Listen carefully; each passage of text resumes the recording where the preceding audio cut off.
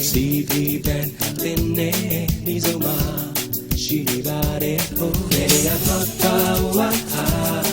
nizoma CB band တင်းတဲ့အနည်းဆုံးမှာရှိနေ nizoma CB band ရှိနေ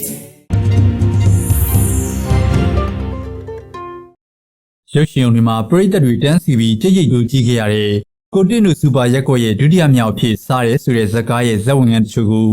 ဂျွန်စက်နေက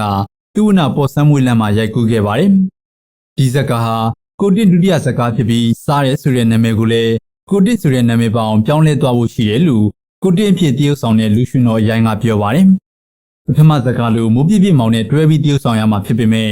တခြားတရုပ်ဆောင်တွေတော့ပြောင်းလဲရှိပြီးအရင်ဇာတ်ကားနဲ့မတူအောင်ဖန်တီးထားတယ်လို့လည်းဆိုပါတယ်။ ကိုတင်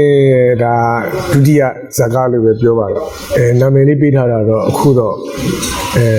စားတယ်လို့နာမည်ပေးထားတယ်ဒါပေမဲ့အဲ့ဒီဥစ္စာလေးတွေလည်းနည်းနည်းပြောင်းကျင်လဲပြောင်းအောင်မှာပေါ့လေဘာဖြစ်လို့လဲဆိုလို့ရှိရင်ကိုတင်ဆိုတဲ့နာမည်လေးလည်းပါသွားအောင်လို့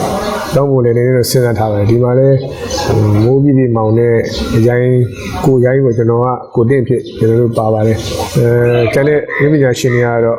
အများကြီးကျွန်တော်တို့အပြောင်းလဲလေးထုတ်ထားပါတယ်ပုံစံလေးတွေလည်းအရင်ရှိကကိုတင်တို့စူပါရက်ကွက်ကားနဲ့မတူအောင်နောက်ထပ်မှပြီးတော့ဒါအပြောင်းလဲလေးတစ်ခုလည်းကျွန်တော်တို့ဖန်တီးထားပါတယ် ပြည့်တက်တောင်းဆိုမှုကြောင့်ဒုတိယဇာတ်ကားရိုက်ကူးခဲ့ပေမဲ့အောင်မြင်မှုထက်ရပါမလားဆိုတာတော့ဒရိုက်တာကျော်စောလင်းတွေးပုံကြီးကစိုးရိမ်နေပြီးလက်ရှိမှာတော့စားတယ်လို့ပဲနာမည်ပေးထားတာဖြစ်ပါတယ်။ဇာတ်ကားထဲမှာကိုတင်က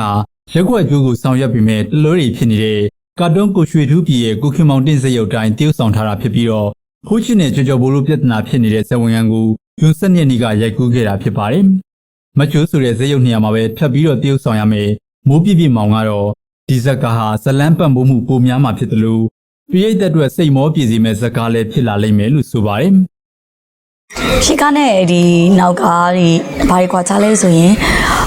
မပြေးနဲ့ဦးတင်းနဲ့မတ်ဂျွန်တွေကတော့မပြောင်းဘူးပေါ့နော်ပြီးတော့တခြားပါတဲ့အိုက်တာတွေကတော့အရင်တော့အရှိကားမှာမပါတဲ့အိုက်တာတွေရော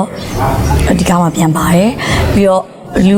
လူအားလူပထမကားလူအင်အားနဲ့ပံ့ပိုးမှုများတယ်အခုဒီဒုတိယကားကြတော့ဇလန်းပံ့ပိုးမှုပိုကောင်းတယ်ပေါ့